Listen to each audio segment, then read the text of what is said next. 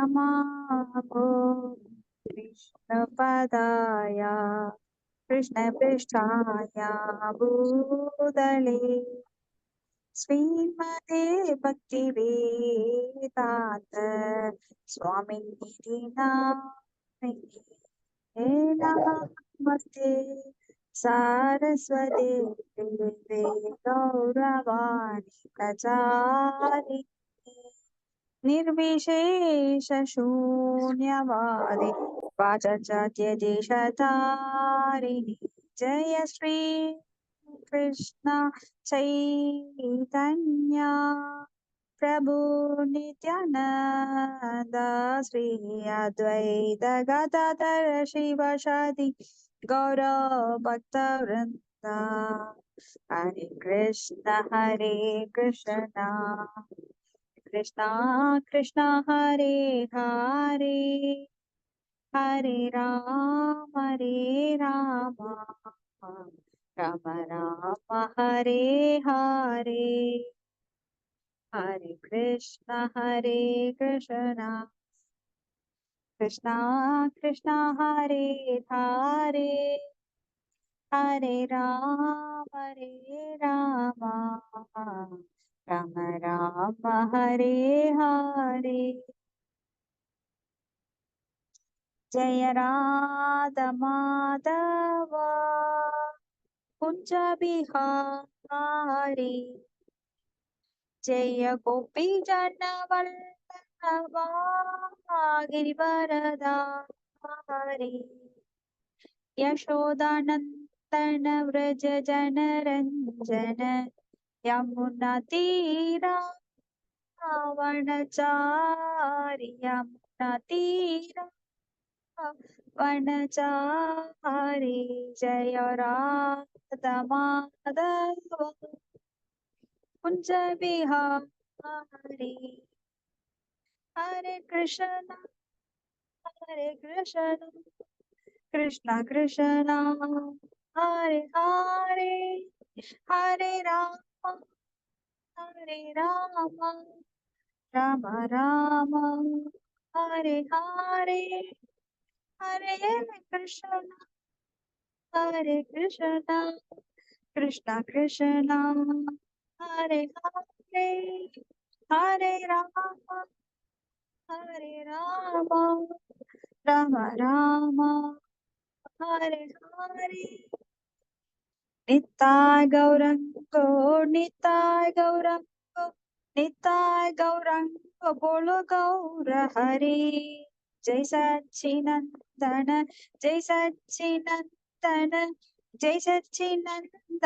गौर हरि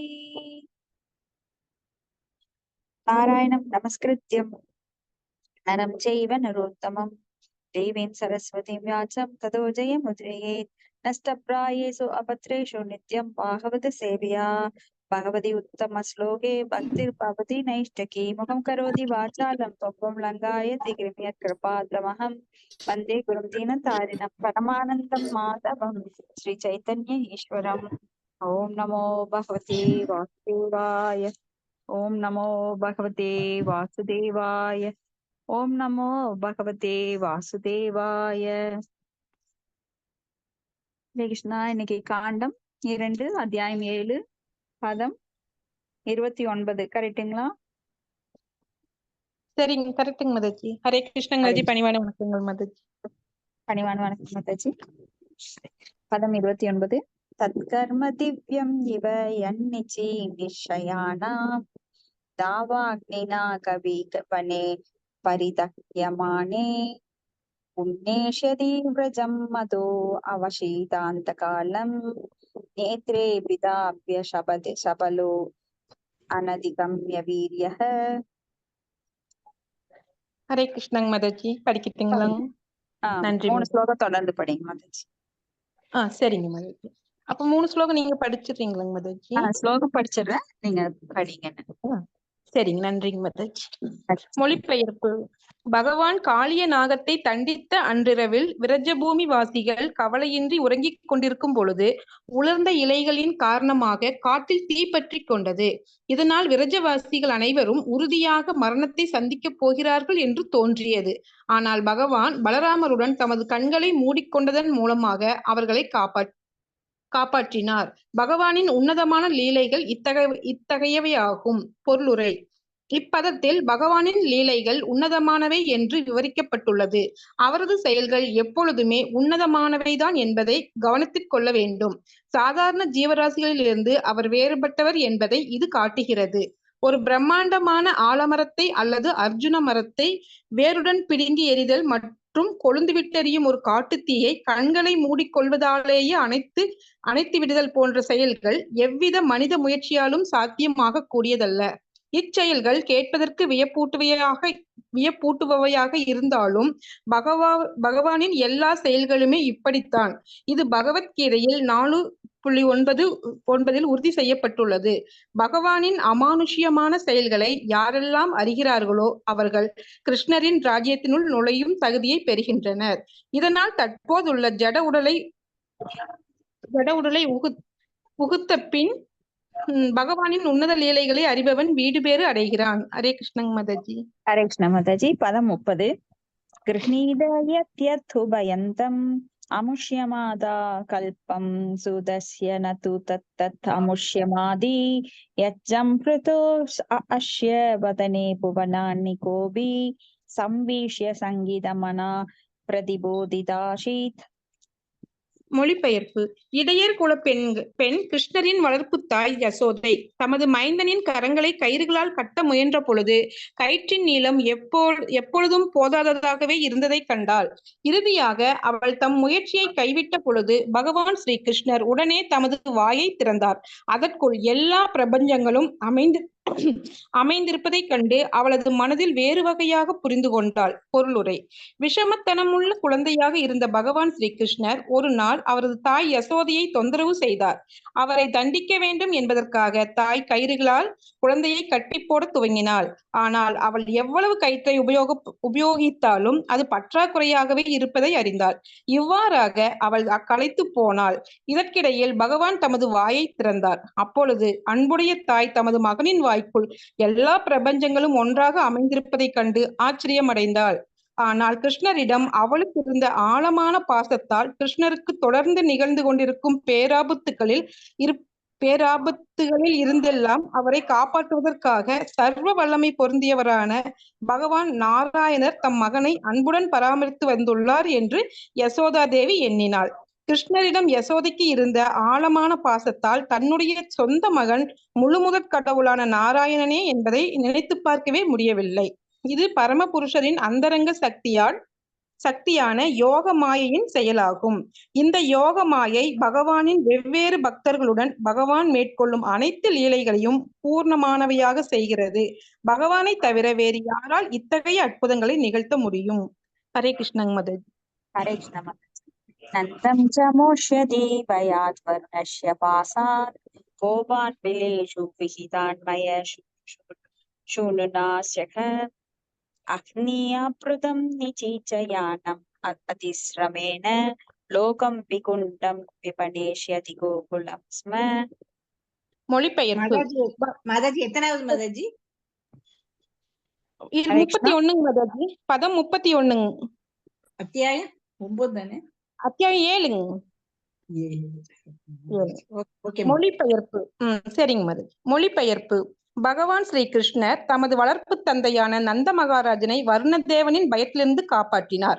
மேலும் மயனின் மகனால் மலை குகைகளில் அடைத்து வைக்கப்பட்ட இடைச்சிறுவர்களையும் விடுவித்தார். மேலும் பிருந்தாவன வாசிகள் பகல் நேரத்தில் கடுமையாக உழைத்ததால் இரவில் ஆழ்ந்து உறங்கினர். பகல் நேரத்தில் அவர்கள் கடுமையாக உழைத்ததால் ஆன்மீக வானில் உள்ள மிக உயர்ந்த கிரகத்திற்கு உயர்த்தப்படும் சன்மானத்தை பகவான் ஸ்ரீ கிருஷ்ணர் அவர்களுக்கு அளித்தார். உன்னதமான இச்செயல்கள் அவர் கடவுள்தான் என்பதை சந்தேகத்திற்கிடமின்றி நிரூபிக்கின்றன. பொருளுரை. பகவான் ஸ்ரீ கிருஷ்ணர் தமது வளர்ப்பு தந்தையான நந்த மகாராஜன் இரவு கடந்துவிட்டது என்று எண்ணி தவறுதலாக குளிப்பதற்கு நடு இரவில் யமுனா நதிக்கு சென்றார். அவரை சிறைப்படுத்தி வர்ணலோகத்திற்கு அழைத்துச் சென்றதால் தம் தந்தையை விடுவிப்பதற்காக முழுமுதற் கடவுளான பகவான் ஸ்ரீ கிருஷ்ணரே நேரில் அங்கு வருவார். அப்படி வரும்பொழுது அவரை தரிசிக்கலாம் என்று வருணதேவன் நினைத்தான். உண்மையில் வருணன் நந்த மகாராஜனை சிறைப்படுத்தவில்லை. ஏனெனில் பிருந்தாவனவாசிகள் எப்பொழுதும் கிருஷ்ணரை பற்றி சிந்திப்பதிலேயே ஈடுபட்டிருந்தனர். அவர்கள் பக்தியோக சமாதியில் முழுமுதற் கடவுளின் மீதான தொடர்ந்த தியானத்தில் ஆழ்ந்திருந்தனர். ஜட வாழ்வின் துன்பங்களை பற்றிய பயம் அவர்களுக்கு இருக்கவில்லை. உன்னதமான அன்புடன் பரமபுருஷ பகவானிடம் பூர்ண சரணாகதி அடைந்து அவருடைய சகவாசத்தில் ஆழ்ந்துள்ள பக்தர்கள் ஜட இயற்கையின் விதிகளால் ஏற்படுத்தப்படும் துன்பங்களிலிருந்து விடுபடுகின்றனர் என்பது பகவத்கீதை உறுதி செய்கிறது.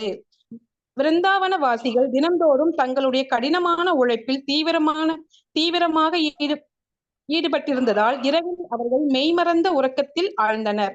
எனவே உண்மையில் தியானத்திற்கோ அல்லது மற்ற ஆன்மீக செயல்களுக்கோ செலவிடுவதற்கு மிக குறைவான நேரத்தை மட்டுமே அவர்கள் பெற்றிருந்தனர். ஆனால் மிக உயர்ந்த ஆன்மீக செயல்களில் மட்டுமே அவர்கள் ஈடுபட்டிருந்தனர் என்பதுதான் உண்மை. அவர்களால் செய்யப்பட்ட அனைத்தும் பகவான் ஸ்ரீ கிருஷ்ணருடன் தொடர்புடையவையாக இருந்ததால் அவை உன்னதமானவையாக மாற்றப்பட்டன. இதுவே பக்தியோக முறையின் அனுகூலமாகும். ஒருவன் தனது கடமையை பகவான் ஸ்ரீ கிருஷ்ணரின் சார்பாக நிறைவேற்ற வேண்டும். இதனால் அவனுடைய செயல்கள் அனைத்தும் கிருஷ்ணரை பற்றிய எண்ணத்தில் ஊறிவிடும். இதுவே ஆன்மீக உணர்வின் மிக உயர்ந்த சமாதி நிலையாகும். ஹரே கிருஷ்ணா. தேங்க்யூ மாதாஜி. தேங்க்யூ மாதாஜி. பதம் 30 நம்ம பார்க்கலாம். பதம் 29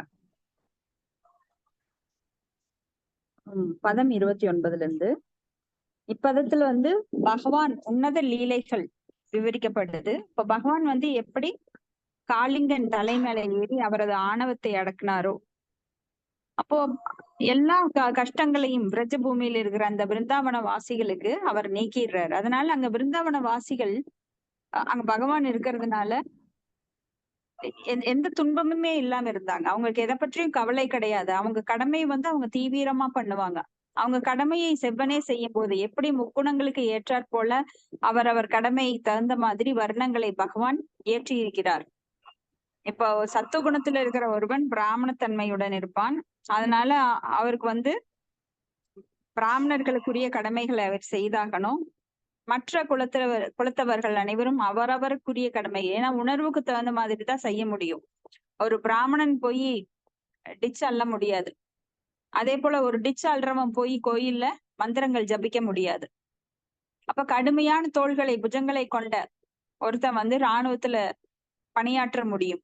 ஒரு பிராமணன் சத்துவகுண உணவுகளை சாப்பிட்டுட்டு வெறும் காய்கறி கீரைகளை சாப்பிட்டுட்டு போய் அவன் போர் புரி அப்படின்னா அவன் மென்மையானவன், மனதாலும் சரி உடலாலும் சரி. அவன் அதிகமா சத்தமா கூட பிராமணர்கள் பேச மாட்டாங்க.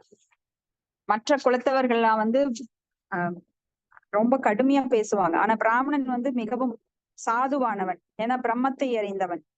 அவனை போய் போர் புரிய சொன்னா எப்படி போர் புரிய முடியும்?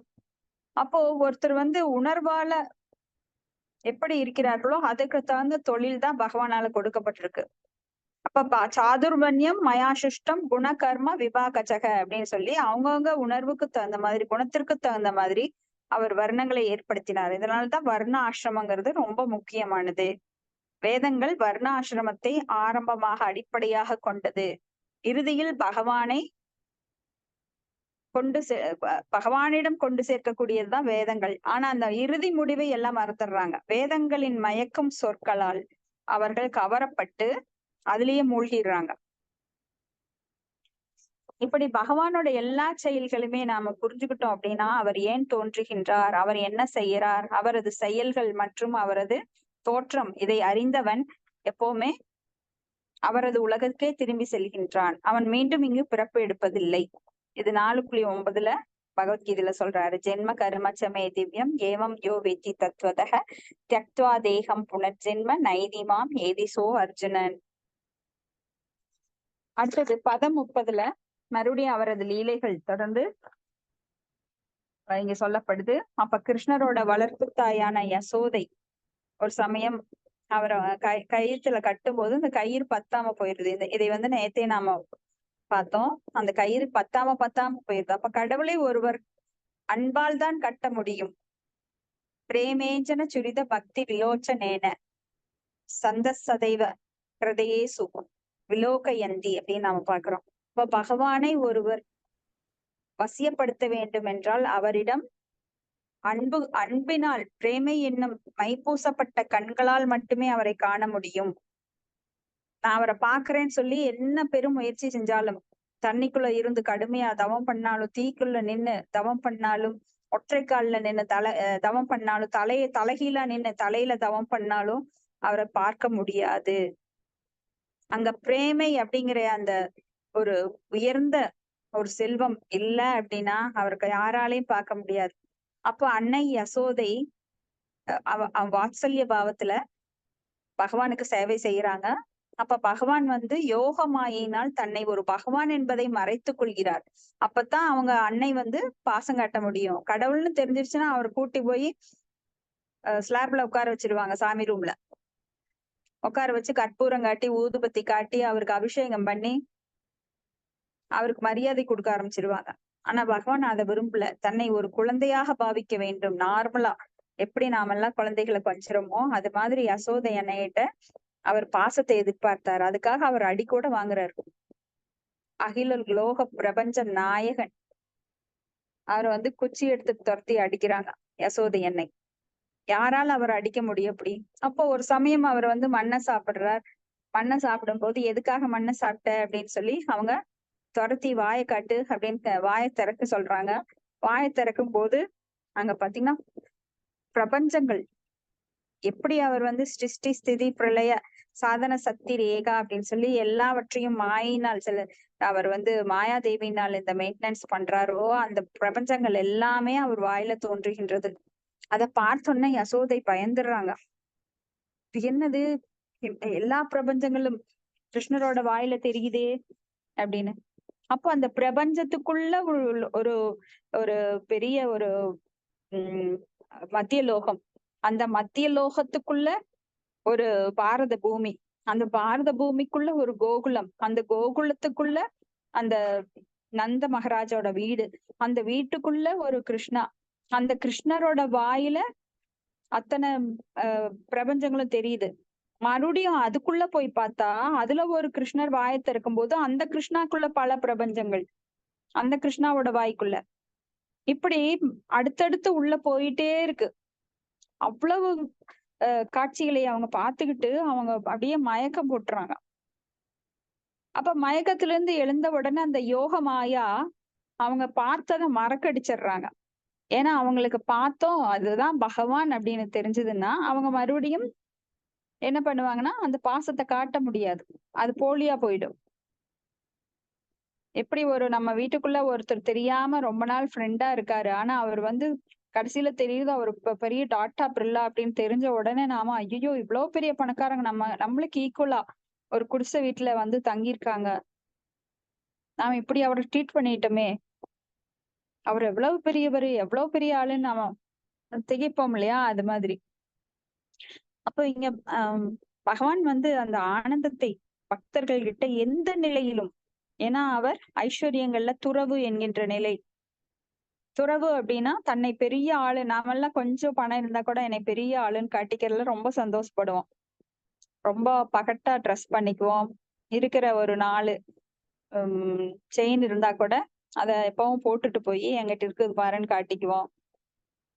நாமெல்லாம் ஆடம்பரத்துல அடுத்தவங்களுக்கு காமிக்கிறதுக்காகவாவது நாம வந்து இதெல்லாம் செஞ்சுட்டே இருப்போம்.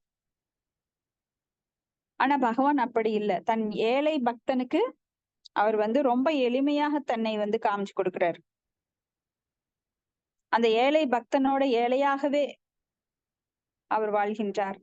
அப்போ அவர் வந்து அகில லோக எல்லாத்தையும் படிச்சு அந்த பிரபஞ்சங்களை எல்லாம் காத்து அழிப்பவராக இருந்தாலும் நந்த மகாராஜாவோட அந்த வனத்துக்கு போறதும் பசுக்களை மேய்க்கிறதும், அப்போ அவர் ஒரு சின்ன ஒரு மாளிகையில இருக்கிறதும், ஏன்னா இந்த பூலோகமே பாருங்க அவர் வசிக்கக்கூடிய இடம் கிடையாது. ஏன்னா இதை விட இந்திரலோகம், சந்திரலோகம், புவர்லோகம் இல்ல, மேல இருக்கிற லோகங்கள் எல்லாம் மிகவும் வசதி வாய்ந்தவை. இப்படி ஜட உலகிலேயே மிகப்பெரிய வசதி வாய்ந்த இன்பம் நிறைந்த உலகங்கள் எல்லாம் இருக்கு. அங்க பாத்தீங்கன்னா இங்க மாதிரி அசூசி எல்லாம் கிடையாது. அப்போ அங்கிருந்து இங்க வர்ற தேவர்கள் கூட சொல்லுவாங்களாம், இந்த ஜட உலகம், இந்த பூமி, மத்திய லோகம், இந்த மத்திய லோகத்துல ஆஹா என்ன நாற்றம், துர்நாற்றம் அடிக்குது, மனித வாடை, ஒரே அஹ், ரொம்ப கப்படிக்குது அப்படின்னு சொல்லிட்டு அவங்க எல்லாம் மூக்க பிடிச்சிட்டு ஓடிடுவாங்களாம். அப்படியே ஒரு நரன் அப்படின்னா மனிதன் தேவலோகத்துக்கு போனா கூட இது யாரோ ஒரு ஜந்து, ஒரு நரன் உள்ள வந்திருக்கான், மனுஷன் உள்ள வந்திருக்கான், கெட்ட வாடை அடிக்குது, அவனை தூக்கி கீழே போடு அப்படின்னு சொல்லுவானா இந்திரன். அப்படிப்பட்ட இந்த உலகுக்கு பகவான் அவதாரமாக வருகிறார் அப்படின்னா அவருக்கு எவ்வளவு ஒரு தியாகம் இருக்கணும். ஏன்னா பகவானது உலகம் ரொம்ப அற்புதத்திலும் அற்புதமானது. அங்க எந்த கவலைகளும் இல்லை. அங்க செல்வங்கள் நிறைந்திருக்கின்றது. அங்க அப்படியே சென்ட் எல்லாம் நாம இயற்கையா செஞ்சு போடுவோம். நம்ம உடம்புல வாசம் வரணுமா, இல்ல ரூம்குள்ள வாசம் வரணுமா அப்படின்னு, அது கொஞ்ச நேரம் தான் நிலைக்கும். 5 நிமிஷத்துக்கு அப்புறம் அதுவே காணாம போயிடும் காற்றுல. ஆனா அங்க எப்பவுமே நறும் மலர்கள், அப்படியே இயற்கையான அந்த ஃப்ராக்ரன்ஸ், அந்த சுகந்தம் எப்பவுமே இருக்கும். அங்க பாத்தீங்கன்னா வெயிலும் இருக்காது, குளிரும் இருக்காது. அங்க மிதமான தட்பவெப்பநிலை. எப்படி நாம மழை காலத்துல அதை அனுபவிப்போம். ரொம்ப குளிர்ந்த காற்று வீசும், ரொம்ப குளிராது, வெயிலும் அடிக்காது, இருட்டாவும் இருக்காது. இந்த சூழ்நிலை எப்பவும் இருந்தா எப்படி நல்லா இருக்கும் அப்படின்னு நினைப்போம். ஆனா இது ஜட உலகம். ஆனா ஆன்மீக உலகத்துல இதை விட பல கோடி மடங்கு அதிகமான இன்பம் அளிக்கக்கூடிய சூழ்நிலைகள், சுகந்தம், அழகு, இயற்கை, அங்க எல்லாமே பாத்தீங்கன்னா கற்பனையில கூட எட்ட முடியாத அளவு. அந்த இடத்தை விட்டு பகவான் ஏன் இங்க வரணும்? ஏன்னா பகவானோட அங்க துணுக்குகள் நாமெல்லாம், பகவானோட பிள்ளைகள் நாமெல்லாம் கஷ்டப்படுறோம்னு சொல்லி நம்மளுக்கு அருள் கொடுக்கறதுக்காக இங்க கீழே இறங்கி வர்றார். இப்படி பகவான் பல லீலைகளை நடத்துகிறார். அப்போ வளர்ப்பு தந்தை, அவருடைய வளர்ப்பு தந்தையான நந்த மகாராஜா ஒரு சமயம் யமுனைக்கு குளிக்க போறாரு. அப்போ இரவு நேரத்துல குளிக்க கூடாதுங்கிறது வேதங்களோட சட்டம். அப்போ அவர் விடிய காலை தொடங்கிடுச்சு, பிரம்ம முகூர்த்தம் அப்படின்னு நினைச்சு குளிக்க போயிடுறாரு. ஆனா அது பாத்தீங்கன்னா பகல் இரவு 1 மணி 2 மணி இருக்கும். அப்ப வருணன் இதுதான் சான்ஸ், அவரை பிடிச்சிட்டு போற மாதிரி நாம பிடிச்சிட்டு போனா கிருஷ்ணர் பின்னாடி நம்மளுக்கு காட்சி கொடுப்பார், அவரையும் பார்க்கலாம் அப்படின்னு சொல்லி அவரை பிடிச்சிட்டு போய் வருண லோகத்துல வச்சிடுறாரு. அப்ப பகவானே போய் அவருக்கு காட்சி கொடுத்து நந்த மகாராஜை மீட்டு வர்றாரு. அப்போ இங்க இருக்கிற மக்கள் எல்லாம் பகவான் கூட இருக்கிற அந்த நந்தகோபர் வசிக்கின்ற அந்த கோகுலத்துல இருக்கிற மக்கள் எல்லோருமே எப்பவுமே பக்தி சமாதியில மூழ்கி இருக்காங்க. ஏன்னா பகவான் கூட இருக்கும்போது அவங்க வேற எதையும் செய்ய வேண்டிய அவசியம் கிடையாது. இப்பெல்லாம் நாம பக்தி தொண்டு பண்றோம், ஆனா உள்ளத்துல அன்பு கிடையாது. ஆனா நாம வைதி பக்தி அப்படின்னு சொல்லி கண்டிஷனல் லவ், அதாவது நம்மளுக்கு குரு சொல்றாரு 16 மாலைகள் செய்யுங்க. ஏன்னா இது எல்லாம் செய்யும் போது நம்மளுக்கு அந்த உணர்வு மேம்படும், படிப்படியாக உயர்த்த ஸ்லோவா நாம வருவோம். அந்த அன்பை நாம பகவானிடம் ஏற்படுத்தி கொள்வோம் என்பதற்காக கட்டளையிடப்பட்டிருக்கின்றது. நாம உண்மையா நம்மளுக்கு அந்த ஸ்பான்டேனியஸ் லவ் இன்னும் வரல, உடனடியா அன்புங்கிறது பகவான்கிட்ட இன்னும் வரல. ஆனா அங்க இந்த கடமைகளை வெளிப்புற கடமைகள்லாம் கிடையாது, அங்க உள்ளேயே அன்பு ஊறி இருக்கு மக்களுக்கு. அதனால எப்பவுமே பக்தி யோக சமாதி நிலைங்கிறது நாம பார்த்திருக்கோம். யம நியம ஆச்சன பிராணயாமா பிரத்யங்காரா தாரண, அப்புறம் சமாதி, கடைசியா சமாதி. முனிவர்கள், அந்த ஞானிகள் கூட இத்தனை நிலையை கடந்து கடைசியாதான் சமாதி நிலைக்கு வர்றாங்க. ஆனா இங்க அந்த கோகுலவாசிகள் அந்த சமாதி நிலைக்கு முதல்லயே இருக்காங்க. அந்த கடைசி ஸ்டேஜ் முதல்லயே இருக்கு அவங்களுக்கு. அப்ப நாமெல்லாம் இங்க குருவின் கட்டளையை பின்பற்றி நம்ம பக்தி தொண்டு பண்றோம். நமக்கு இயற்கையா அன்பு இல்ல, வைதி பக்தி ராகானுக பக்தி இன்னும் வரல. அந்த ராகானுக பக்தி வர்றதுக்கு பல ஸ்டேஜ். இப்ப நம்ம அனர்த்த நிவர்த்தி ஸ்டேஜ்ல தான் மேக்சிமம் இருப்போம். பெரிய பெரிய பக்தர்களே தங்களை அந்த நிலையில தான் இருக்கிறோம்னு சொல்லிக்கிறாங்க. அப்ப ஸ்ரத்தா, சாது சங்கா, பஜன கிரியா, அனர்த்த நிவர்த்தி ஸ்டேஜ்ல தான் இருக்கிறோம். அப்ப ஆனா அங்க வந்து பிரஜவாசிகள் எல்லாமே பகவானோட யோக சமாதியில இருக்கிறாங்க. ஏன்னா அவங்க வந்து பகல் ஃபுல்லா உழைப்பாங்க. எதுக்காக உழைப்பாங்கன்னா, பகவான் கிருஷ்ணர் நம்ம கிட்டே இருக்கார், நம்மளை பாதுகாப்பார் அப்படின்னு நினைச்சு பகவான் கிருஷ்ணரோட தியானத்திலேயே அவர் எப்ப பார்க்க போறோம், அவர் எப்ப நம்ம வீட்டுக்கு வருவார், எப்ப வெண்ண திருடுவார், அவரோட விளையாடணுமே, அவர் கண்ணால பார்க்கணுமே, எப்பவுமே. ஏன்னா பார்க்காத சமயத்துல ரொம்ப பிரிஞ்சு இருக்கிற மாதிரி அவங்க ரொம்ப ஃபீல் பண்ணுவாங்க. அப்ப நினைச்சிட்டே இருப்பாங்க. அப்ப பார்க்கும்போது இன்னும் அதிகமா ஆனந்தத்தை அனுபவிப்பாங்க. பிரியும் போது அதை விட ஆனந்தத்தை அனுபவிப்பாங்க. இப்படி எப்பவுமே பகவானை நினைச்சிட்டே இருக்காங்க. அப்ப கடமையையும் செய்கிறார்கள். அதனால அவங்க எல்லாருமே வைகுண்ட லோகத்திற்கு பகவானால் உயர்த்தப்படுகிறார்கள். ஏன்னா மிக உயர்ந்த ஆன்மீக செயல்களில் மட்டும்தான் அவங்க ஈடுபட்டு இருக்கிறாங்க. அப்போ இங்க வந்து ஒரு எக்ஸாம்பிள் நாம பார்க்கலாம். ஒரு கணவன் மனைவி, அந்த கணவன் வந்து வெளிநாட்டுல வேலை செய்யறாரு. மனைவி என்ன பண்றான்னா, நம்ம கணவர் சாப்பிட்டாரோ, நம்ம கணவர் தூங்குனாரோ, நம்ம கணவர் ஆபீஸ் போயிருப்பாரா, அங்க என்னவோ கஷ்டப்படுறாரோ, அங்க வெயிலோ மழையோ, அவர் குடியிருக்கிற இடம் எப்படி இருக்குமோ தெரியலையே, நம்ம என்னதான் கேமரால பார்த்தாலும் அது நேர்ல எப்படி இருக்கும்னு தெரியலையே அப்படின்னு எல்லாம் யோசிச்சுட்டே இருப்பாங்க.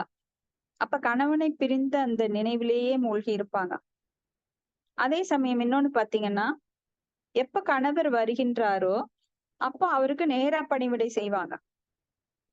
அப்போ இல்லாதப்போன்னு நினைச்சிட்டு இருந்தாங்க, இருக்கிறப்பவும் அவங்களுக்கு பணிவிடை செய்து அவங்களுக்கு நல்லா பாத்துக்கிறாங்க. தன் மனைவியோட கடமையை பாத்துக்கிறாங்க. இது போலத்தான் பக்தர்கள் என்றுமே இல்லாத போதும் சரி, பகவான் இருக்கிறப்பவும் சரி, அவரையே அவருடைய நினைவிலேயே என்னைக்கும் இருக்கிறாங்க. அதனால அவங்க எல்லாம் வைகுண்ட லோகத்திற்கு, பகவானுடைய கோலோக விருந்தாவனத்திற்கு உயர்த்தப்படுகிறார்கள். ஆனா சில சமயம் என்ன பண்ணுவாங்கன்னா, இந்த மனைவிமார்கள் இப்படி நினைச்சிட்டு இருக்கிறவங்க கணவன் வந்த உடனே ஒரு நெகட்டிவா யோசிச்சு பாருங்க. கணவன் வந்த உடனே கணவர்கிட்ட நான் போன் பேசுறேன், அன்பா பேசுறேன், நீங்க நல்லா இருக்கீங்களா, நீங்க சாப்பிட்டீங்களா பண்ணினீங்க. கணவன் வந்தோடனே ரூம்குள்ள உட்காந்துட்டு நான் டிவி பாக்குறேன், பெட்ரூமை விட்டு வெளியில வரல, அவர் சாப்பிட்டாரா, குளிச்சாரா, என்ன பண்ணாரு. அப்போ இந்த மாதிரி போலி பக்தி பண்றவங்க நிறைய பேர் இருக்காங்க. அப்போ பகவான் நேர்லயே வர்றாரு. இப்ப அசுரர்கள் சிலர் என்ன பண்றாங்க, அந்தணர்கள் யாகங்களை நடத்துறாங்க. அப்ப யாகங்கள்ல வந்து மந்திரங்கள் சொல்றது, அதுக்குள்ள வந்து பொருளை போடுறது, ஆவகானம் பண்றது, இதெல்லாம் பண்றாங்க. ஆகுதி கொடுக்குறாங்க, எல்லாம் பண்றாங்க. சுவாகா அப்படிங்கிற தேவதை கிட்ட கொடுத்து அதை வந்து கடவுளிடம் சமர்ப்பிக்கும்படி தங்கத்தை போடுறாங்க, நிறைய வஸ்துக்களை எல்லாம் உள்ள போடுறாங்க. ஆனா பகவான் நேர்லயே போய் தன் நண்பர்கள் மூலமா பசிக்குது, பகவான் கிருஷ்ணர் இருக்காரு காட்டுக்குள்ள, கிருஷ்ணர் இருக்காரு காட்டுக்குள்ள, நீங்க ஏதாவது சாப்பிடுத்தாங்கன்னு கேக்குறப்ப அவங்க என்ன பண்றாங்க, நாங்க இன்னும் யாகத்தையே முடிக்கல, நீங்க எதுக்கு இங்க எங்களை தொந்தரவு பண்றீங்க, நாங்க வேத மந்திரங்களை உச்சரிச்சுட்டு இருக்கிறோம், எங்களை இடையில தொந்தரவு பண்ணாதீங்கன்னு அனுப்பிச்சுட்றாங்க.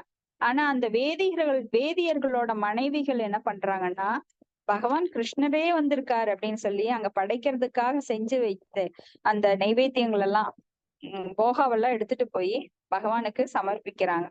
அப்ப இதுல எது உண்மையான அன்பு? வேதங்கள் எதற்காக செய்யப்படுகின்றது, யாகங்கள் எதற்காக செய்யப்படுகிறது, வேதங்கள் எதற்காக ஓதப்படுகின்றது? பகவானை காண்பதற்காகவே, பகவானிடம் அன்பு கொள்வதற்காகவே. அதை விடுத்து அந்த அந்தணர்கள் பகவான் நேர்லயே வந்துட்டாரு, இல்ல நான் போன்ல தான் பேசுவேன்னு மனைவி பேசுற மாதிரி பேசிட்டு இருக்காங்க. இது வந்து ரொம்ப கோமாளித்தனம்.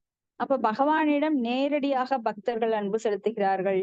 ஆனா ஞானிகள் வந்து மறைமுகமாக அவரை தேடிட்டு இருக்காங்க. ஆனா அவங்களால தேடிக்கொண்டே இருப்பார்கள். ஆனா பகவான் அவங்க கையில சிக்கவே மாட்டார். ஏன்னா அவர் அன்புக்கு மட்டுமே அடிமை. நாமளே சொல்லுவோம், என்கிட்ட நீங்க எப்படி வேணா, கணவன் மனைவிட்ட இதுதான் பிரச்சனை வரும், நான் நீ மிரட்டினாலாம் கேட்க மாட்டேன், அன்பா இருந்தா கேட்பேன் அப்படின்னு. எங்கிருந்து வந்தது இந்த டைலாக் பாத்தீங்கன்னா, பகவான்கிட்ட இருந்துதான் வந்தது. பகவானுக்கும் பக்தர்கள்ட்ட இருந்து வர்ற அதே டைலாக் தான் நம்மளுக்கு வருது. அடுத்தது பதம் 32. கோபைர்மஹே பிரதிஹதே பிரஜ விப்ளவாய தேவே அபிவர்ஷதி பசூன் கிருபயா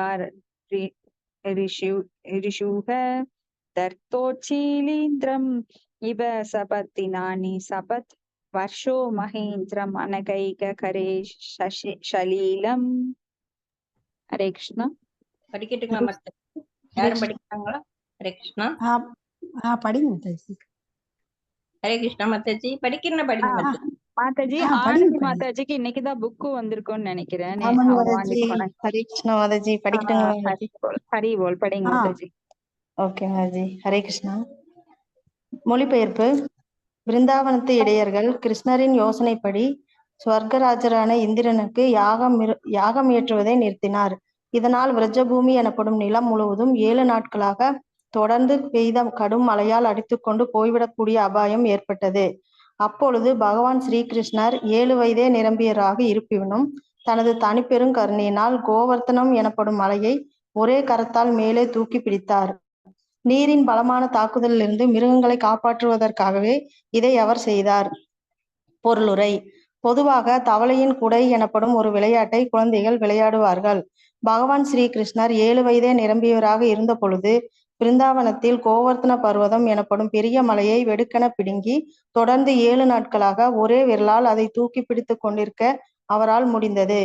ஸ்வர்கராஜரான இந்திரனின் கோபத்திலிருந்து பிருந்தாவனவாசிகளையும் மிருகங்களையும் காப்பாற்றுவதற்காகவே இவ்வாறு அவர் செய்தார்.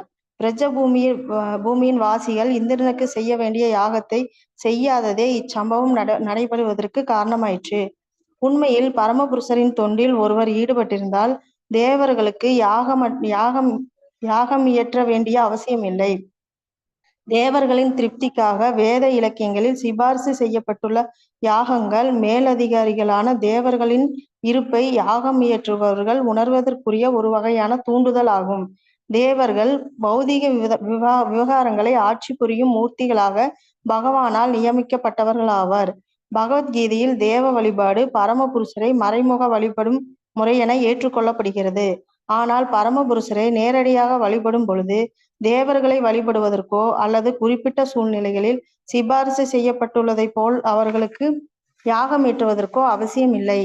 எனவே ஸ்வர்கராஜனான இந்திரனுக்கு யாகம் செய்ய வேண்டாம் என்று பிரஜபூமி வாசிகளுக்கு பகவான் ஸ்ரீகிருஷ்ணர் அறிவுரை கூறினார். ஆனால் இந்திரன் பிரஜபூமியிலுள்ள பகவான் கிருஷ்ணரை அறியாமல் பிரஜபூமியின் வாசிகளிடம் கோபம் கொண்டு வஞ்சம் தீர்த்து கொள்ள முயன்றார். ஆனால் பகவான் பிரஜபூமியின் வாசிகளையும் மிருகங்களையும் தமது சுய சக்தியினால் காப்பாற்றினார். இதன் மூலமாக பரமபுருஷரின் ஒரு பக்தனாக நேரடியாக ஈடுபட்டுள்ள எவரும் பிரம்மா அல்லது சிவன் உட்பட வேறெந்த தேவரையும் திருப்திப்படுத்த வேண்டிய அவசியமில்லை என்பதை ஸ்ரீகிருஷ்ணர் உறுதியாக நிரூபித்து காட்டினார். இவ்வாறாக பகவான் ஸ்ரீகிருஷ்ணரே முழுமுதற் கடவுள் என்பதை இச்சம்பவம் சந்தேகத்திற்கிடமின்றி நிச்சயமாக நிரூபித்துள்ளது. மேலும் அவர் தாயின் மடியில் உள்ள ஒரு குழந்தையாகவும் 7 வயதுடைய ஒரு சிறுவனாகவும் மற்றும் 125 வயதுடைய ஒரு கிழவனாகவும் இருக்கும் எல்லா சூழ்நிலையிலும் அவர் பரமபுருஷரை போலவே செயல்படுகிறார். எந்த சூழ்நிலையிலும் அவர் சாதாரண மனிதனின் படியில் இருந்ததே இல்லை. மேலும் அவரது முதிர்ந்த வயதிலும் அவர் 16 வயது வாலிபனை போல் தோற்றமளித்தார். இவை பகவானுடைய உன்னதமான உடலின் முக்கிய அம்சங்களாகும். ஹரே கிருஷ்ணா மாதாஜி. தேங்க்யூ மாதாஜி.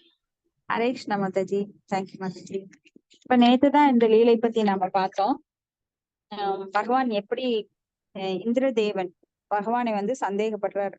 இந்த சின்ன ஒரு குழந்தை ஒரு 6 வயது சிறுவனாக இருந்துட்டு எப்படி இவ்வளவு லீலை பண்றான்?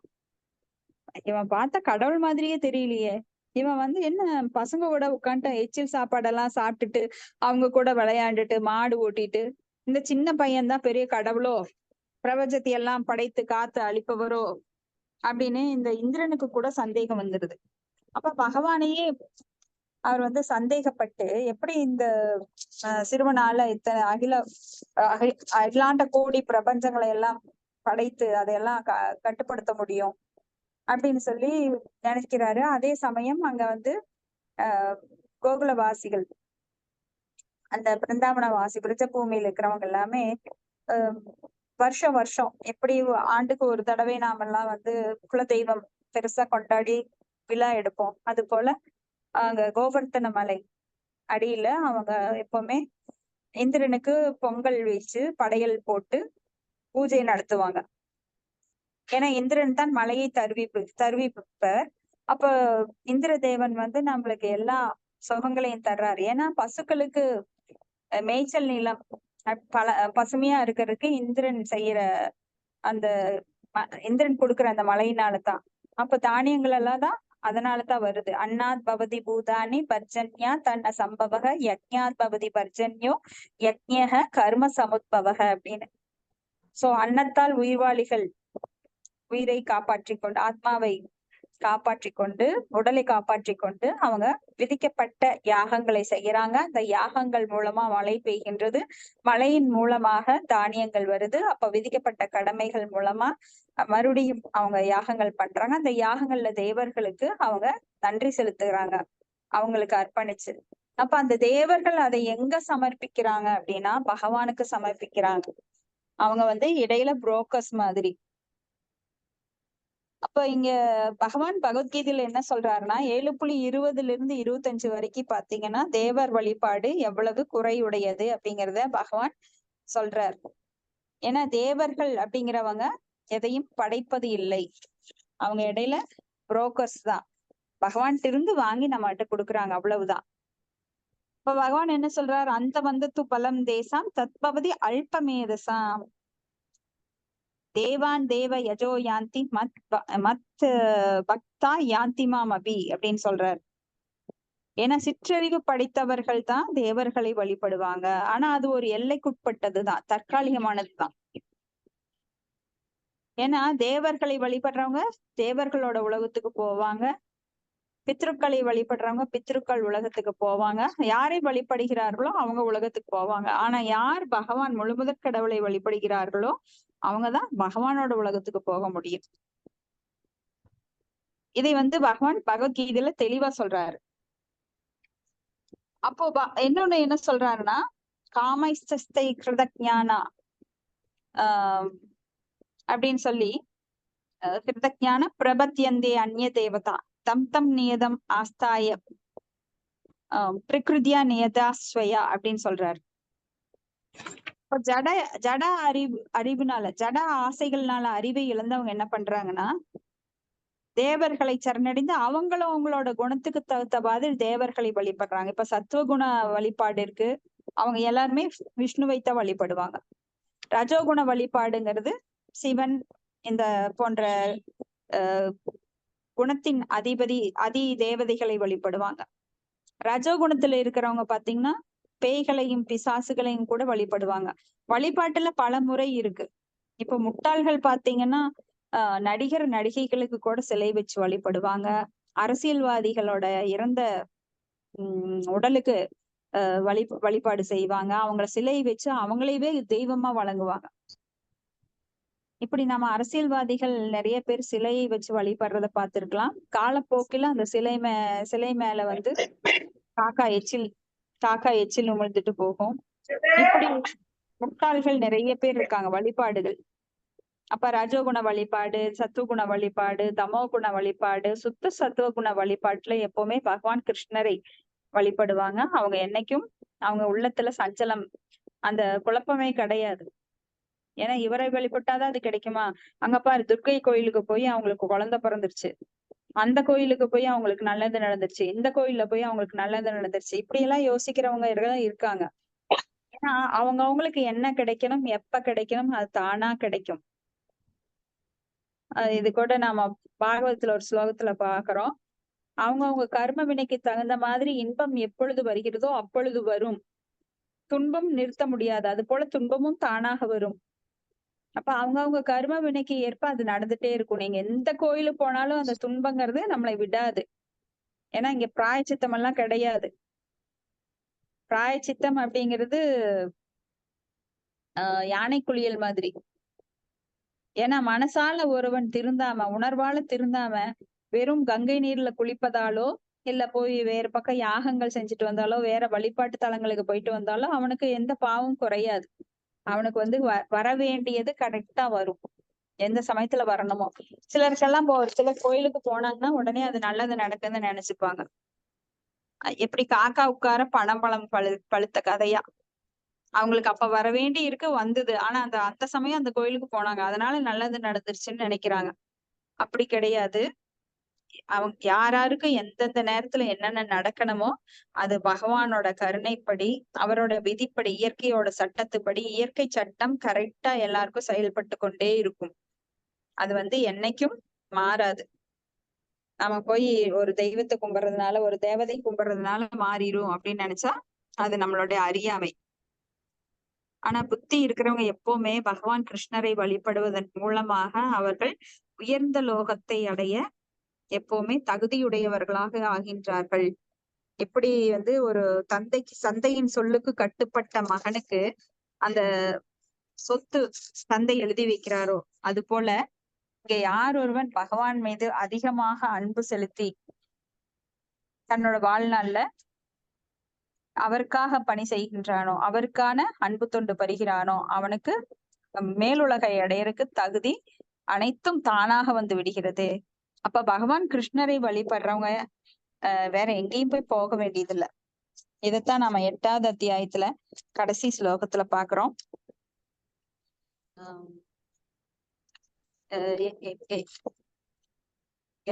தானேசு யக்ஞேசு தபசு செய்வ யத்பலம் புண்ணிய பிரதிஷ்டம் அப்படின்னு. அப்ப யார் பக்தி முழுமுதல் கடவுளுக்கு உண்மையான அன்பு தொண்டு புரிகிறார்களோ, வேதேசு யக்ஞேஷு தபசு செய்வ தானேசு யத்பலம் பிரதிஷ்டம் அத்தேதி தத் சர்வம் இதம் விதித்வா யோகி பரம் ஸ்தானம் வைதி சாத்தியம்.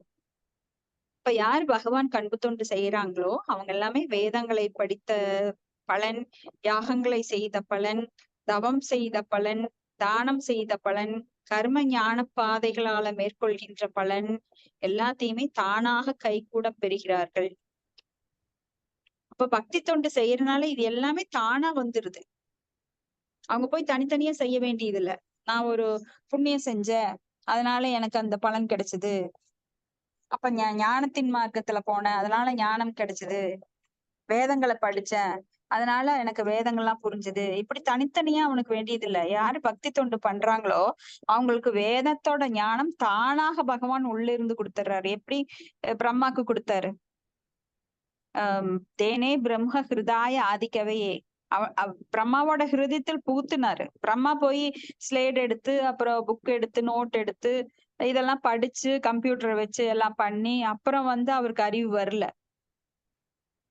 பிரம்மாக்கு தானே இதயத்துல புகுத்துறாரு. அது மாதிரி ஒவ்வொரு ஜீவராசிகளும் தன்னை சரணடைபவர்களுக்கு ஏற்றவாறு அவர் அவங்களுக்கு புத்தியை கொடுக்கிறார்.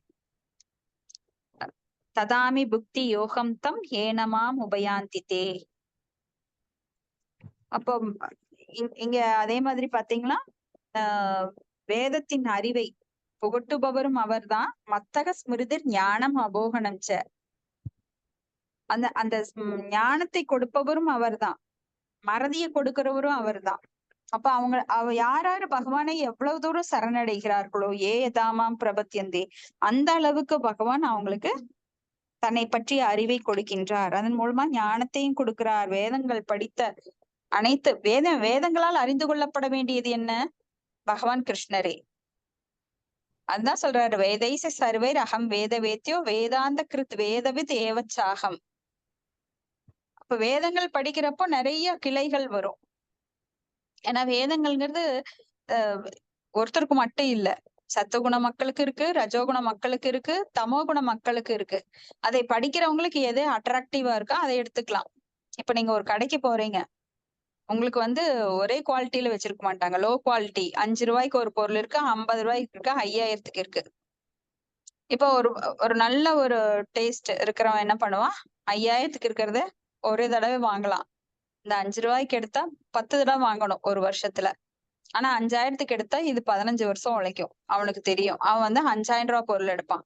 ஆனா ரொம்ப சீப்பா நினைக்கிறவன் என்ன பண்ணுவான், போதும் போதும் இத 5 ரூபாய்க்கு எடுக்கிறதே நம்மளுக்கு மறுபடியும் மாத்திக்கலாம் அப்படின்னு அவன் நினைப்பான்.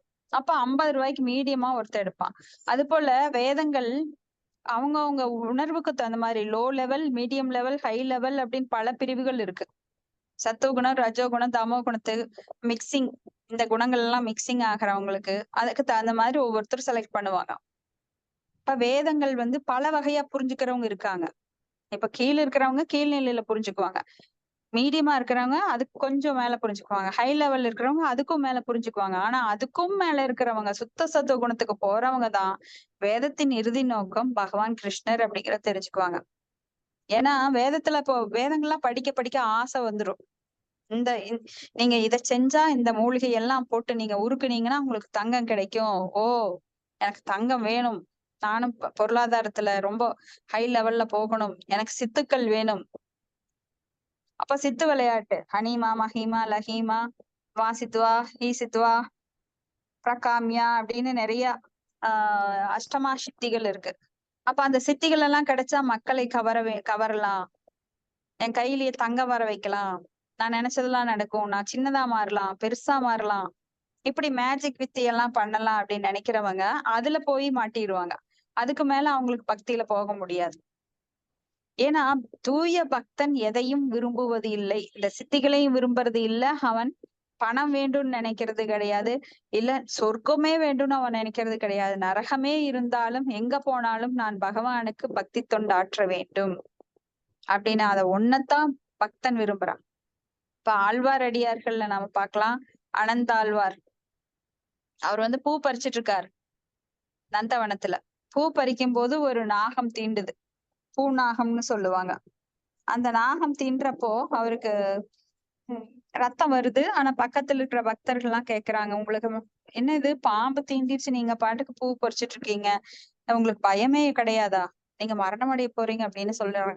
அவர் சொல்றாரு, நான் மரணம் அடைஞ்சா இந்த உடல் தானே போகுது, என் ஆத்மா எங்க போனாலும் வேற ஒரு பௌதீக உடல் எடுத்தாலும் சரி, ஆன்மீக உடல் எடுத்தாலும் சரி, அங்கேயும் போய் நான் பகவானுக்கு தொண்டு தானே செய்ய போறேன், இதுல என்ன இருக்கு அப்படின்னு சர்வசாதாரணமா அவர் பூ பறிச்சிட்டு இருக்காரு. நாமெல்லாம் என்ன நினைப்போம், ஐயோ பாம்பு கடிச்சிருச்சு அவ்வளவுதான், நான் போனேன், என் பையனை பார்க்க முடியாது, அவன் சொத்தெல்லாம் எங்க போகுதோ, ஏகப்பட்ட குழப்பம் நம்மளுக்கு. ஏன்னா நாம் உடல் தளத்துலதான் இருக்கோம். ஆனா தூய பக்தர்கள் உடல் தளத்துல எப்பவுமே இருக்கிறது இல்ல. எப்பவும் அவர்களது ஒரே எண்ணம் பகவானுக்கு தொண்டு செய்ய வேண்டும். ஸ்வர்கா அபகார்கர் நரகேஷு நாராயண பராக சர்வோ குதஸ்சன பிப்யதி ஸ்வர்கோ அபகார்கர் நரகேஷு அபிதுல்யார்த்த தர்ஷன அப்படின்னு அவங்க நரகத்தில் இருந்தாலும் சரி, சொர்க்கத்தில் இருந்தாலும் சரி, உடல் எங்க இருந்தாலும் சரி, நான் எப்பொழுதும் பகவானுக்கு தொண்டு செய்ய வேண்டும் என்கின்ற ஒரே எண்ணத்துல இருக்காங்க. எதை பற்றியும் அவர்களுக்கு கிடையாது.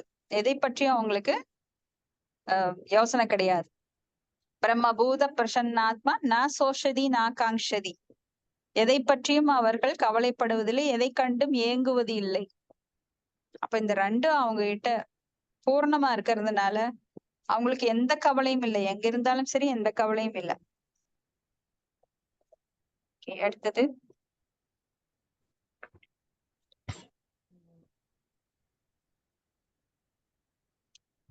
அடுத்த ஸ்லோகம் 33.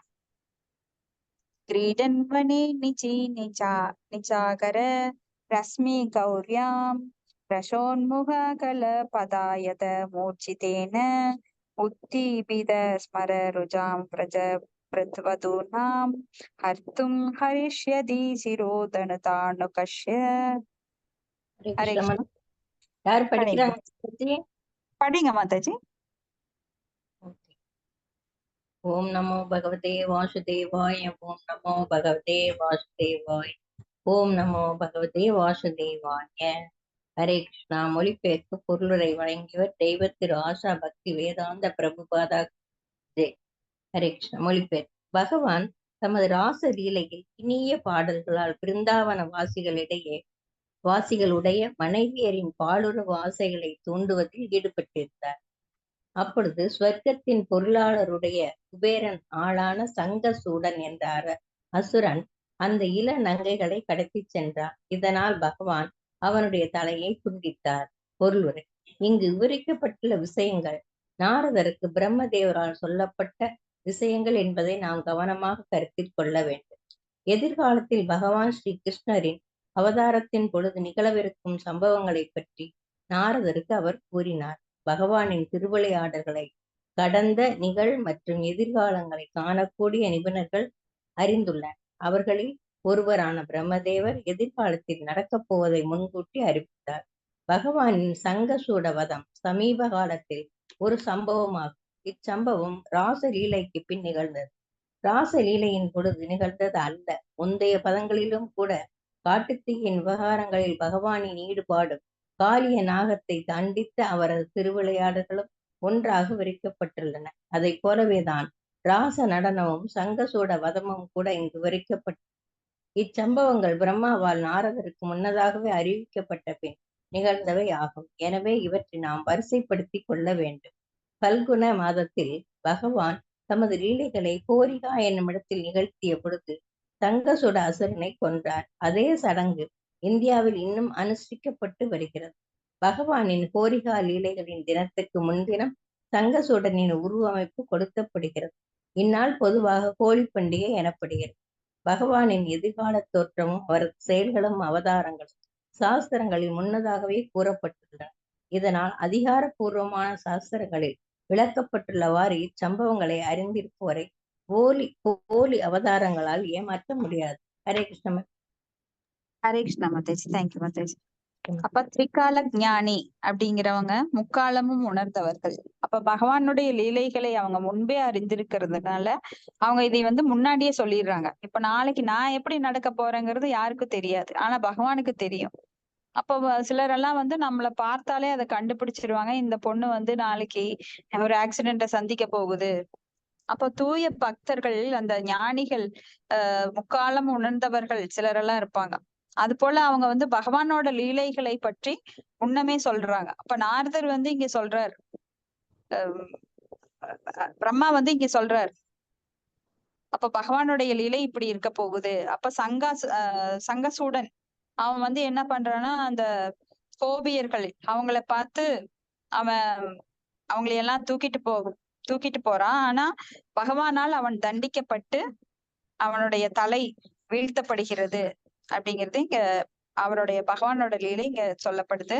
அடுத்தது பதம் 33 34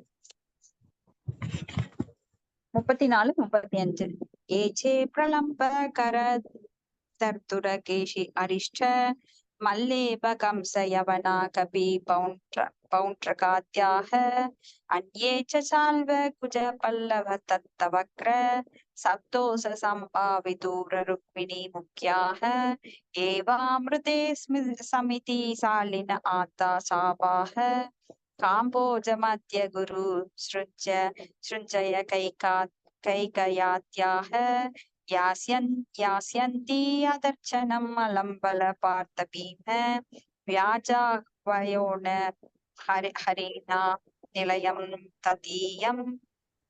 ஹரே கிருஷ்ணா மாதாஜி. நான் படிக்கிறேங்க. படிங்க. மொழிபெயர்ப்பு. அசுரகுணம் படைத்தவர்களான பிரலம்பன், தேனுகன், பகன், கேசி, அரிஷ்டன், சானூரன், முஷ்டிகன், குவலயபீட யானை, ஹம்சன், யவனன், நாகாசுரன் மற்றும் பௌண்டரகன் ஆகியோரும் பெருந்தளபதிகளான சால்வன், துவிவத குரங்கு மற்றும் பல்லவன் ஆகியோரும் நந்தவக்ரன், 7 எருதுகள், சம்பரன், விதூரதன் மற்றும் ருக்மி ஆகியோரும், அதை போலவே காம்போஜன், மத்சன், குரு, சிருஞ்சயன் மற்றும் கேகயன் போன்ற பெரும் போர் வீரர்களும் பகவான் ஸ்ரீ ஹரியுடன் நேரடியாகவோ அல்லது அவரது சார்பாக உள்ள பலதேவர், அர்ஜுனர் மற்றும் பீமனை போன்றவருடனோ பெரும் பலத்துடன் போர் புரிவார்கள். இவ்வாறு கொல்லப்படும் அசுரர்கள் அருவமான பிரம்மஜோதியையோ அல்லது வைகுண்ட லோகத்தில் உள்ள பகவானின் சொந்த வசிப்பிடத்தையோ அடைவார்கள். பொருளுரை.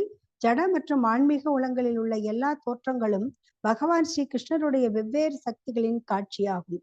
முழுமுதற் கடவுளாகிய பலதேவர் ஸ்ரீ கிருஷ்ணருக்கு அடுத்து அவரது சுய விரிவங்கம் ஆவார். பீமன் மற்றும் அர்ஜுனனை போன்றோர் அவரது நித்திய சகாக்களாவர். பகவான் அவரது அனைத்து சகாக்களுடனும் சக்திகளுடனும் தோன்றுகிறார். எனவே பிரபலம்பனை போன்ற அசுரர்களும் அசுரகுணம் படைத்த கலகம் செய்யும் ஆத்மாக்களும் பகவானாலோ அல்லது அவரது சகாக்களாலோ கொல்லப்படுவர். இவ்விவகாரங்கள் 10ஆம் காண்டத்தில் தெளிவாக விளக்கப்பட்டுள்ளன. ஆனால் கொல்லப்படவிருக்கும் குறிப்பிடப்பட்ட ஜீவராசிகள் அனைவரும் பகவானின் பிரம்மஜோதியில் கலந்து விடுவதன் மூலமாகவோ அல்லது வைகுண்டங்கள் என்று அழைக்கப்படும் பகவானின் வசிப்பிடத்தினில் நுழைய அனுமதிக்கப்படுவதன் மூலமாகவோ முக்தி அடைவார்கள் என்பதை நாம் நன்கறிய வேண்டும். இது ஏற்கனவே பீஷ்ம தேவரால் விளக்கப்பட்டுள்ளது. முதல் காண்டத்தில் குருட்சேத்திர போர்க்களத்தில் பங்கேற்ற அனைவரும் அல்லது பகவான் மற்றும் பலதேவர் போன்றவர்களுடன் யுத்தம் செய்தவர்களும் மரணத்தின் பொழுது அவர்களுடைய மனநிலைக்கு ஏற்றவாறு ஆன்மீக வாழ்வை பெற்று நன்மடைவார்கள். பகவானை அறிந்து கொண்டவர்கள் வைகுண்டத்தினுள் புகுவார்கள். ஆனால் பகவானை ஒரு சக்தி வாய்ந்த ஜீவனாக மட்டுமே மதிக்கப்பட்டவர்கள் பகவானின் அருவமான பிரம்மஜோதியின் ஆன்மீக ஒளியில் கலந்து முக்தி அடைவார்கள். ஆனால் அவர்களில் ஒவ்வொருவரும் பௌதிக இருப்பிலிருந்து விடுதலை அடைவது நிச்சயம். பகவானோடு விரோதத்துடன் நடந்து கொண்டவர்களுக்கோ இத்தகைய நன்மை என்றால் உன்னதமான உறவு முறையில் ஆர்வத்தோடு அவருக்கு தொண்டு செய்பவர்களின் நிலையை ஒருவனால் யோசித்து பார்க்க முடியும். ஹரே கிருஷ்ணா மாதாஜி. நன்றி மாதாஜி. ஹரே கிருஷ்ணா மாதாஜி. நன்றி மாதாஜி. இது நேத்து நாம் வந்து இதை நேத்தும் பார்த்தோம். எப்படி வந்து பகவானுக்கு நெகட்டிவா செயல்படுறவங்க எல்லாருமே பூதனா உட்பட அரக்கர்கள் அரக்கிகள் அவங்க எல்லாருமே பகவானுடைய சாயுஜ்ய முக்தியில் ஒன்றிணைந்தார்கள். இப்போ பகவானை வந்து எப்பொழுதுமே நினைப்பது அப்படிங்கிறது பக்தர்களுக்கு மட்டுமல்ல, எதிரிகள் கூட பகவானோட எதிரித்துவத்தினால அவரை நினைச்சிட்டே இருப்பாங்க. துரியோதனன் பாத்தீங்கன்னா பகவானை நினைச்சிட்டே இருப்பான். எப்படி அவரை கொல்றது, இவர் தான் எல்லாத்துக்கும் காரணம். இப்படி அசுரர்கள் அதே மனோபாவத்துடன் செயல்படும். ராவணன் எப்படி பகவானை வீழ்த்தலாம், எப்படி அவர் நாளைக்கு வருவார், எப்படி ஸ்ரீராமர் வரப்போறார், அவரை என்னென்ன ஆயுதங்கள் வச்சு அவர் கொல்லலாம், இரவும் பகலும் அவரை பத்தியே நினைப்பு, அவரை எப்படி அழிப்பது அப்படின்னு அவரை பத்தியே நினைச்சிட்டு இருந்தான். அப்ப இந்த மாதிரி அசுரர்களுக்கு கூட பகவான் முக்தி வழங்குகின்றார். ஏன்னா தன்னை நினைப்பது ஒன்றுதான் வாழ்வில் குறிக்கோள். அது வந்து எதிரித்துவமாக இருந்தாலும் கூட அவங்களுக்கு அந்த முக்தி அளிக்கிறார்னா பாத்துக்கோங்க. அப்ப அவரவர் மனநிலைக்கு ஏற்றவாறு இங்க குருச்சேத்திர போர்க்களத்துல கூட எல்லாருக்குமே முக்தி கிடைக்குது. ஆனா அந்த முக்திக்கு மேல எந்த உலகத்துக்கு போகும்? முக்தி என்பது பௌதிகத்துல இருந்து விடுபடுவது. ஏன்னா பகவானை வந்து நேர்லயே பார்த்தாங்க குருச்சேத்திர போர்க்களத்துல. அதுதான் இந்த உலகத்திலேயே வந்து பெரிய ஒரு போர் அப்படின்னா குருச்சேத்திர போர்க்களம். தொடர்ந்து பல நாட்கள் அது நடைபெற்றது. அதுல வந்து பல உடல்கள் கொல்லப்பட்டது. ஏன்னா பகவான் வந்து இந்த பூமியோட பாரம் எப்பெல்லாம் அதிகரிக்கின்றதோ அப்பெல்லாம் வந்து ஒரு போரை ஏற்படுத்துவார். இப்ப கூட நாம பார்க்கலாம், நிறைய போர் அங்கங்க ஈரான் ஈராக் அதுல எல்லாம் நடந்துட்டு இருக்குது. இதுல வந்து பல உயிர்கள் கொல்லப்படுது. அப்போ பலர் வந்து உடலை இழக்கிறாங்க. அப்ப பூமியோட பாரம், துஷ்டர்களோட பாரம். ஆனா பூமிக்கு வந்து பாரம் என்பது எப்படி ஏற்படும்? பூமி தாய்க்கு இப்ப வேண்டாத மகன்கள் இருக்கும்போது அந்த அம்மாக்கு வந்து பாரமா இருக்கும். பாரம் அப்படின்னா வெயிட் இல்ல, மனசு பாரம். ஏன்னா வேண்டாத குழந்தைகள் ஒரு 10 வீட்டுக்குள்ள இருந்ததுன்னா அங்க எவ்வளவு அடி சிக்கல், மனக்குழப்பம், அந்த தாய் வருந்திட்டே இருப்பா. அது போல இந்த பூமி தாயானவள் இங்க மக்கள் வந்து ரொம்ப மோசமா செயல்படும் போது ஒருத்தருக்கு ஒருத்தர் அடிச்சுக்கிறது, அவங்க வந்து குற்றம் சொல்லிக்கிறது, அவங்க வந்து ரொம்ப மோசமான வேதங்களை மறந்து விக்கர்மால ஈடுபடுறது. அப்ப வேதங்கள் சொல்லப்பட்ட செயல்களை செய்து அவங்க நல்ல புண்ணிய காரியங்களை சம்பாதிக்கும் போது கர்மா. அதே வந்து வேதங்களுக்கு புறம்பா நடக்கும்போது அது விக்கர்மா. இப்படி பாரம் அதிகரிக்கும் போது அவ ரொம்ப வருந்துறா. அப்ப பூமியின் பாரத்தை குறைக்கிறதுக்காக பகவான் வர்றாரு, அங்க ஒரு அழிவை கொடுக்கிறார். அப்ப பூகம்பம், சுனாமி இந்த மாதிரி ஏற்படுறதெல்லாம் கூட பகவானோட இயற்கையோட சட்டத்தினால, பகவானால் அங்க பகவானின் அனுமதி பெற்று அங்க நடக்குது. ஏன்னா எங்கெல்லாம் அழிவு ஏற்படுகின்றதோ அங்கெல்லாம் வந்து பகவான் அந்த பூமி தேவிக்கு கொஞ்சம் பாரத்தை குறைச்சு கொடுக்குறாரு. அப்ப இங்க குருச்சேத்திர போர்க்களத்துல எல்லாருக்குமே முக்தி கிடைக்குது. ஆனா ஒரே இடத்துக்கு போறாங்களா, பகவானோட லோகத்துக்கு போறாங்களா கேட்டா அது கிடையாது. ஏன்னா அவங்கவுங்க மனநிலைக்கு ஏற்றவாறு ஆன்மீக நன்மையை பெறுவார்கள். பகவானையே நேர்ல பார்த்தாலும் கூட ஒரு முட்டாள் என்ன நினைப்பான்? இப்ப நம்ம முன்னாடி பகவான் வந்தாருன்னா இந்த கலியுகத்துல நாம எல்லாம் என்ன நினைப்போம்? ஓ, எங்கேயோ நாடக மேடையில இருந்து தப்பி ஓடி வந்திருக்கான் வேஷம் போட்டுட்டுன்னு நினைப்போம். ஏன்னா பகவானை பற்றிய புரிதல் தூய பக்தர்களுக்கு மட்டும்தான் அந்த ஞானக்கண் இருக்கும். நாமெல்லாம் என்ன நினைப்போம்னா, எங்கேயோ இவரு டிராமா கிருஷ்ணர் வேஷம் போட்டு வந்திருக்காரு அப்படின்னு நினைப்போம். அப்ப அவங்கவுங்க மனநிலைக்கு தக்கவாறு ஆன்மீக வாழ்வு நம்மளுக்கு கிடைக்குது. கிருஷ்ணரை புரிஞ்சுக்கணும்னா அது உடனே வராது.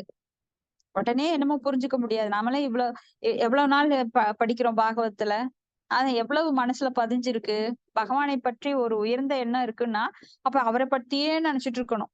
நாம 24 மணி நேரம் நினைக்கிறோமா? ஏன்னா அந்த அளவு புரிதல் நம்மளுக்கு இல்ல. படிக்கிறோம் ஆனா புரிதல் இல்ல. வெளிப்புறமா படிக்கிறோம். பாகவதத்துல நாம அவ்வளவு உருக்கமா கேக்குறோமா? அவ்வளவு ஒரு மைண்ட் செட்டிங் இருக்கா கேட்டா கிடையாது. பாதி போகுது, பாதி வெளியில நிக்குது. அந்த காதுகள்ல அமிர்தம் போல பாயும் அப்படிம்பாங்க. அந்த அளவுக்கு நம்மளுக்கு ஃபுல் கான்சென்ட்ரேஷன் இருக்கான்னு கேட்டா எல்லாருக்குமே கிடையாது. ஆனா ஒவ்வொருத்தருக்கும் ஒவ்வொரு படி இருக்கும். ஒவ்வொருத்தர் 80% கேட்பாங்க, ஒருத்தர் 100% கேட்கற அளவுக்கு இங்க யாருக்குமே அவ்வளவு ஒரு ஸ்ரத்த கிடையாது. இருந்தாலும் 90% கேட்கலாம், 95% கேட்கலாம், 20% கேட்கலாம். அந்த அளவுக்கு அவங்களுக்கு அந்த ஞானம் கை கொடுகின்றது. அது போல யாரோட மனோபாவம் அந்த குருட்சேத்திர போர்க்களத்துல இருந்ததோ அப்ப எல்லாருமே பகவானை பார்த்ததுனால பகவானுடைய கருணை கிடைக்குது முழுசா 100%. ஆனா நாம யூட்டிலைஸ் பண்றது எப்படி? இப்போ நம்மளுக்கு ஒரு ரோட்ல எல்லாரும் வாங்க, இன்னைக்கு பால் நிறைய இருக்கு, நான் எல்லாருக்கும் ஃப்ரீயா கொடுக்குறேன். ஒருத்தர் 2 லிட்டர் பாத்திரத்தை எடுத்துட்டு வர்றாரு, ஒருத்தர் 5 லிட்டர் பாத்திரத்தை எடுத்துட்டு வர்றாரு, ஒருத்தர் ஒரு அண்டாவையே தூக்கிட்டு போறாரு. சோ யாராரு எவ்வளவு கெப்பாசிட்டி அதை ஏத்துக்கக்கூடிய பக்குவம் இருக்கிறதோ அந்த அளவுக்கு பகவான் அவங்களுக்கு அதை கொடுக்கிறாரு. பகவான் எப்பவுமே கொடுக்க தயாரா இருக்காரு. ஆனா நான் எடுக்க தயாரா இல்ல. அதுதான் இங்க நம்மளோட வீக்னஸ். அவர் என்றும் கருணை உடையவர். ஆனா நான் என்னைக்கும் மந்த புத்தி உடையவள். ஏன்னா நான் நினைச்சா கூட எனக்கு அந்த சமயத்துல பாத்திரம் கிடைக்கல. ஏன்னா எனக்கு உரிய பிராப்தம் அதுதான். நான் பெருசா வாங்க நினைக்கிறேன். ஆனா எனக்கு வீட்டுல இல்ல, பாத்திரம் இல்ல. இருந்தாலும் மேல இருக்கு, எங்கேயோ இருக்கு, அதுக்குள்ள அவன் ஓடிடுவான். அதனால இதை எடுத்துட்டு போறேன், நான் எதையோ எடுத்துட்டு போறேன். அப்போ யார் எவ்வளவு ஏத்துக்க தயாரா இருக்கிறோமோ அந்த அளவுக்கு நம்மளுக்கு பகவான் கொடுக்கறது கிடைக்கும். ஆனா பகவான் எல்லாருக்கும் ஒரே மாதிரிதான் கொடுக்கிறாரு. ஆனா நாம ஏத்துக்கிறது அவ்வளவுதான். சமோகம் சர்வ பூதேசு நமே துவேஷோ அஸ்தின பிரியக. எனக்கு யார் மேலே துவேஷம் கிடையாதுங்கிறாரு. ஆனாலும் என் பக்தர்களுடன் மிகவும் கருணை கொண்டவன். ஏன்னா பக்தர்களுக்கு அவர் விதியவே மாத்திடுறாரு. வேற யாராலையும் மாத்த முடியாது. சிவனாலோ பிரம்மனாலோ மற்ற தேவர்களாலோ மாத்த முடியாது. பகவான் மட்டும்தான் மாத்த முடியும். முக்தி பிரதாதாம் சர்வேசாம் விஷ்ணுர் ஏவன அசம்சயக. பகவான் விஷ்ணு மட்டுமே அதை மாற்றக்கூடிய தகுதி இருக்கிற, வேற யாருக்குமே கிடையாது. அப்போ அந்த குருட்சேத்திர போர்க்களத்துல எல்லாருக்குமே முக்தி கிடைக்குது. ஆனா அவங்க என்ன நினைக்கிறாங்க? போற வழியில அப்படியே சொர்க்கலோகத்தை எட்டி பார்த்துட்டு போலாம் அப்படின்னு அங்க போறாங்க, அங்கேயே செட்டில் ஆயிடுறாங்க. சிலர் வேற தபோ லோகத்துக்கு போறாங்க, சிலர் வேற பித்திருக்கள் லோகத்துக்கு போறாங்க, எட்டி பார்த்துட்டு போலான்னு நினைக்கிறாங்க. ஆனா போனோன்னு சூழ்நிலை மறந்துடுறாங்க. எப்படி நாரதர் ஒரு சமயம் மாயானா என்னன்னு கேட்ட கேள்விக்கே பகவான் அவரை முக்கிடுறாரு. மாயிலேயே முழுசா முக்கிடுறாரு. நீ போய் எனக்கு தண்ணி எடுத்துட்டு வா அந்த குளத்துலங்கிறாரு. குளத்துல போய் அவர் தண்ணி எடுக்க போறாரு. அவரை ஒரு அழகிய பெண்ணை பார்த்த உடனே மயங்கிடுறாரு. மயங்கின உடனே அவளை கல்யாணம் பண்றாரு. கல்யாணம் பண்ணணும், குழந்தைகள் பிறக்குது. குழந்தைகள் பிறந்த உடனே ஒவ்வொன்றும் ஒவ்வொரு ஸ்டேஜ்ல இருக்கிறது அவங்களுக்காக பாடுபட தொடங்குறாரு. அப்போ அவருக்கு ஒரு பேரழிவு அந்த இடத்துல வருது. அப்ப குழந்தைகள் குடிசை எல்லாம் அடிச்சுட்டு போயிருது. மனைவி போறாங்க. இவர் கதறாரு, துடிக்கிறாரு. ஐயோ, என்னுடைய குழந்தைகள், என்னுடைய குடிசை, என்னுடைய மனைவி எல்லாம் அடிச்சுட்டு போறாங்களே, நான் என்ன பண்ணுவேன் அப்படின்னு அவர் அப்படியே கதறி துடிக்கும் போது அவருக்கு பழைய ஞாபகம் வருது. அடடே, நாம பகவான் கிருஷ்ணருக்கு தண்ணி எடுக்கத்தானே இங்க வந்தோம் அப்படின்னுட்டு தண்ணியை எடுத்துட்டு போறாரு. பகவான் சிரிக்கிறார். தெரியுதா மாயின்னா என்னன்னு புரிஞ்சுதா? ஐயோ, எனக்கு நான் ஒரு தடவை பாத்துட்டேன், இந்த மாயக்குள்ள நான் விழவே கூடாது, என்னை ஆள விட்டுருங்க, நான் மாயை பத்தி தெரிஞ்சுக்கிட்டேன், இதை எக்ஸ்பீரியன்ஸ் பண்ணக்க எனக்கு விருப்பம் இல்லை, நான் எப்பவுமே இந்த நிலையிலேயே இருக்கிறேன் அப்படிங்கிறார். அப்போ ஒரு செகண்ட், ஏன்னா அங்க பிரம்மாவோட ஆயுட்காலத்திலயும் சரி, பகவானோட ஒரு மூச்சு காற்று விடும்போது பல கோடி பிரபஞ்சங்கள் அந்த பகவான் மூச்சை விடும்போது வெளியில வருது, மூச்சை உள்ளிழுக்கும் போது உள்ள போகுது. அப்ப ஒரு செகண்ட் காலம்தான். பிரம்மாவோட ஒரு செகண்ட் காலத்துல நம்ம வாழ்க்கையில் இத்தனை நடந்து முடிஞ்சிருது. ஆனா இந்த மாயை நாம என்ன நினைக்கிறோம்? உண்மை என்று நினைக்கிறோம். உண்மையில இங்க வாழ்வே கிடையாது. அப்படியே டப் டப் டப் டப்னு எல்லாம் நடந்து போயிருது. இத டிவி பாக்குறப்ப நீங்க எப்படி வேகமா போகும்னா நீங்க பட்டன் அமுத்துனா அது ஃபாஸ்ட் ஃபார்வர்ட் போகும். அது மாதிரி நம்ம வாழ்க்கையில எல்லாமே நேற்று நடந்தது நினைச்சா இன்னைக்கு நாமெல்லாம் ஒரு உயிர் இழக்கும் போது என்ன பண்ணுவோம்? ஐயோ எனக்கு அவ்வளவுதான், வாழ்வே கிடையாது, அவரெல்லாம் நான் வாழ முடியாது அப்படிங்கிற அளவுக்கு அப்பாவோ அம்மாவோ இறந்த உடனே நம்ம துடிப்போம். அது எத்தனை நாளைக்கு? ஆனா அந்த மாயை நம்மள மறக்கடிச்சிருது. யார் போனாலும் நாம சாப்பிட்டுட்டு தான் இருக்கிறோம், நாம புடவை வாங்குறோம், நம்ம நகை வாங்குறோம், நம்ம வீடு வாங்குறோம், சொத்து வாங்குறோம், நாம அனுபவிக்கிறோங்கிற எண்ணம் விடவே இல்லையே. யாரு போனாலும் நாம வாழ்ந்துட்டு தான் இருக்கோம். ஆனா அந்த எண்ணம் அப்ப இருந்த எண்ணம் எப்படி தீவிரமா இருந்தது. இவங்க இல்லாம என்னால இருக்க முடியாது, இவங்கதான் எனக்கு எல்லாம் அப்படின்னு எத்தனையோ சமயம் நினைப்போம். அப்ப இதெல்லாம் மாயை. மாயை அவ்வளவு சீக்கிரம் நடத்திட்டு போயிட்டே இருக்கு. இன்றுதான் இளமையோடு இருந்தேன், இவ்வளவு பெருசாயிட்டுனா, எனக்கு கல்யாணம் ஆயிடுச்சா, எனக்கு குழந்தைகள் இருக்கா, அந்த குழந்தைக்கு ஒரு கல்யாணமா, அவனை இப்பதானே குழந்தையா பார்த்தேன். இப்படி வாழ்க்கை வெகு வேகமாக ஓடிக்கொண்டிருக்கிறது. ஆனா நாம என்ன பண்ணணும்? ஸ்ட்ராங்கா நின்று பக்தி பண்ண வேண்டும், உறுதியான பக்தி பண்ணணும். அதற்காக திடமாக இருக்க வேண்டும், மாயில மயங்க கூடாது. நம்மை சுத்தி இருக்கிற வீடோ செல்வமோ குழந்தைகளோ எதுவும் நிலையற்றது. பகவான் மட்டும்தான் நிலையானவர். ஹரே கிருஷ்ணா. இதோட முடிச்சுக்கலாம்.